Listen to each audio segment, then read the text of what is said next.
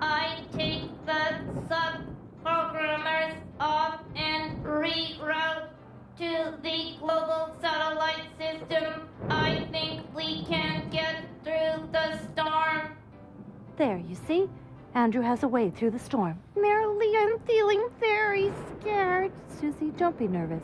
This is a good time for us to learn to trust. I know that it's hard. Of course it's hard to trust.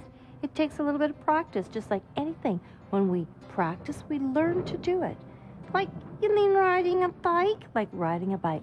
Do you know Mr. Y? He went out on a canoe trip, and he was canoeing, and he had Richard with him, and all of a sudden a big storm came up, and they flipped right out of their boat. We're not out in the cold in the storm like they were. Did they fall right into the water? It was icy cold water, and they started to just shiver and freeze, and they couldn't even climb back into their boat. They were so cold, and they started to go downstream, and there was a waterfall. Oh, no! And then what happened? Then they remembered that they needed to put their trust in God. So they just whispered a little prayer, and pretty soon they had the strength to climb into the canoe, and they got to shore. And were they okay? Yes, they were okay. It was a very difficult lesson, but it was still a lesson to remind them that God is there for us, and we can trust Him. I guess I need to just put my trust in God. That's what I'm trying to tell you, Susie. And friends at home, you may be going through a hard time.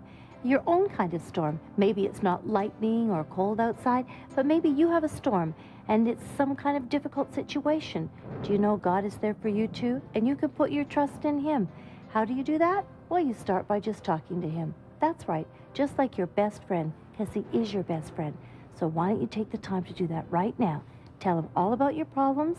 Just talk to Him, and He will be there for you. And a peace will come into your heart and into your life. You can do that today, even now, right here. Why don't you just close your eyes and just say, Dear God, please help me to learn to trust you. Amen.